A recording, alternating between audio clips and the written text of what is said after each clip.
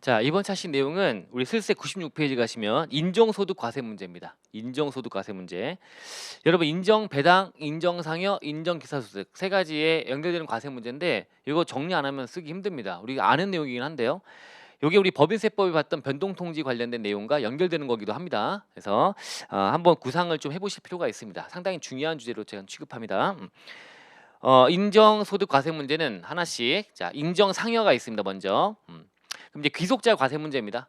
인정상해 귀속자, 이제 대표이사라든가 등등 인정상해에 대해서는 그 귀속자의 뭘로 가요? 근로소득 간다. 소득 구분.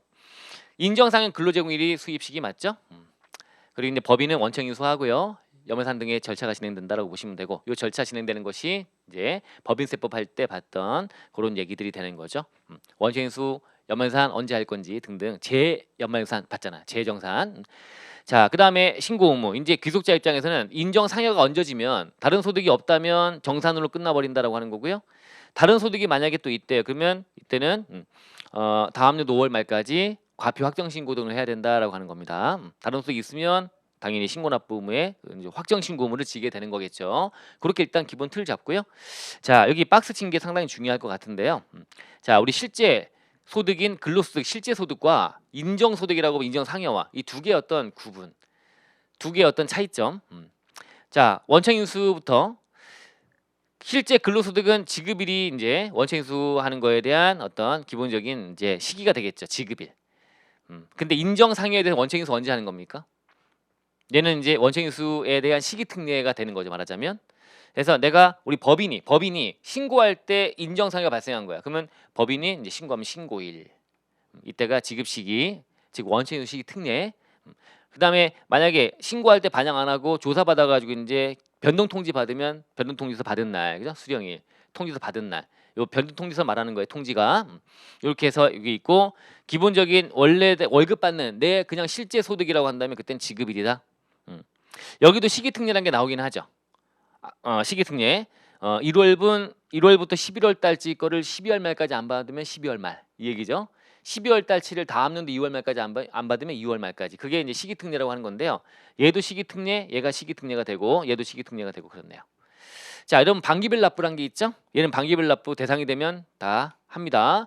근데 인정소득은 아무리 방기별 납부를 적용받는 잘 하더라도 인정소득만은 이때 방기별 납부를 허용하지 않습니다. 이것도 차이점이니까 잡아놓으시면 되고요. 귀속자 입장에서 이제 귀속자는 소득으로 세금을 내야 되는데 소득 얘는 원천인수고요.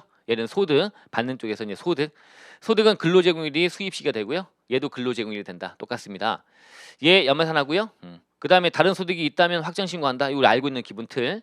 근데 인정상여에 대해서는 마찬가지. 연말산한 다음에 재정산이 필요하게 되는 거지 이제. 이미 2월분 급여 지급 시 정산했는데 추가로 이렇게 이런 것들이 더해졌다면 다시 재정산이 필요하다. 법인세 신고할 때 했다면 이때는 4월 10일까지 정산한다고 했었고요. 법인세 할 때 봤습니다. 자, 변동 통지가 뒤에 날라왔다. 그럼 이때도 역시 이제 수령일 이때 다음 달 10일까지 해서 재정산을 또 시행합니다. 재정산. 그다음에 다른 소득이 또 있다면 이때는 확정 신고 의무 등을 지거나 아니면 추가 신고 납부. 다음 달 말일까지 기억나죠, 그죠? 추가 신고 자진 납부한다라고 하는 거 연결돼서 생각해 놓으시면 됩니다. 이거 준비 안 해놓으면 어렵겠죠, 그죠? 잘 판단해서 암기하듯이 하셔야 돼요. 여기 기본 두 개 비교하는 거 중요합니다. 인정 상여 받습니다. 인정 배당입니다. 인정 배당은 이제 배당 소득으로 과세가 되고요, 받는 쪽에서 수입 시기는 인정 상여와 다르게 결산확정일로 되어 있습니다. 1년 늦죠? 인정 상여 근로제공일, 인정 배당은 결산확정일. 원청인수는 14% 합니다. 인정 배당도. 그 다음에 이제 당연히 신고 의무는 이제 배당이니까 다른 금융소득과 더해서 2천만 원 초과액을 따져서 종합과세 할 건지 말 건지 따라간다라고 보시면 되고요. 인정 배당 그로서 폐하네요. 그로서 판다라고 하는 거에 들어가 있다. 당연히 법인이 손금 불산입하고 그리고 얼마 사회 유출한 다음에 이거를 배당 처분하니 그죠? 그러면 법인세 냈고요. 송금불산입. 이쪽은 배당과 또 세금 내니까 이중과세입니다. 그래서 그로스업 대상이 됩니다. 이런 얘기 됐고요. 인정 기타 소득은요. 이건 기타 소득이고 역시 결산확정일이 수입식이고 원청인수 20%만큼 한다 돼 있고 신고 의무는 이제 요때 기타니까 또 뭐가 나와? 300만 원. 우리 지난 차트에서 봤던 기타 소득에 대한 필원 정부할 때 봤던 그죠? 그래서 300만 원 이하라면 초과한다면 그죠? 자 이때는 이렇게 한다 이렇게 흘러가는 흐름이니까 흐름 잘 한번 정리해 보시고요. 이렇게 하시면 되겠어요. 세 가지를 비교 한번 해봤고요. 자 들어가서 이제 다시 법인의 의무다. 법인의 의무. 인정소득 과세는 이 법인세법조로 가서 복습하시면 되는 거죠. 법인은 원천인수 의무를 집니다. 그래서 시기 언제로 할 거냐 아까 같이 봐버렸습니다. 신고일, 통지서 받은 날. 아까 뭐 통지 일 이렇게 돼 있었잖아요. 짧게 줄여가지고 이런 것도 같이 봤던 거고요. 법인은 원천인수 의무를 진다.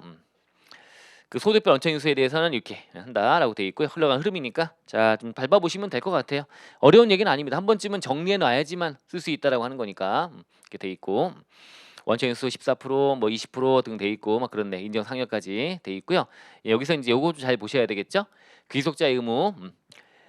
자 법인 그다음에 귀속자 의무. 자 소득별 이제 수입 시기라고 해서 이제 결산확정일, 근로제공일까지 자 돼 있고 이거에서 이제 5월 말 지나버렸다면 추가 신고를 또 해야 되는 문제가 발생하는데 특히 변동통지서 받았다면 그 받은 날이 속한 달에 다음 달 말일까지 여태까지 추가 신고를 한 때에는 5월 말까지 등등 확정 신고 기한 내 한 걸로 봐줄게. 그리고 또 추가 납부도 하는 거야라고 돼 있다라고 보시면 되고요. 가산세는 이제 판례의 태도죠.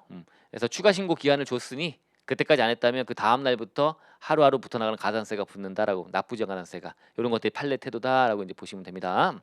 이렇게 해서 이제 일단 인정 소득에 대한 과세 문제에 대해 살펴봤습니다. 인정 소득에 대한 거는 한 번쯤 정리할 필요가 있습니다, 진짜. 그래서 내용들을 들어갈 내용들을 좀 비교도 한번 해보시면서 하시면 되고요. 법인세법도 복습하세요. 소득금의 변동 통지 관련된 얘기 그렇게 해서 한번 잡아보시면 좋겠습니다. 이번 자신 이걸로 마치겠습니다.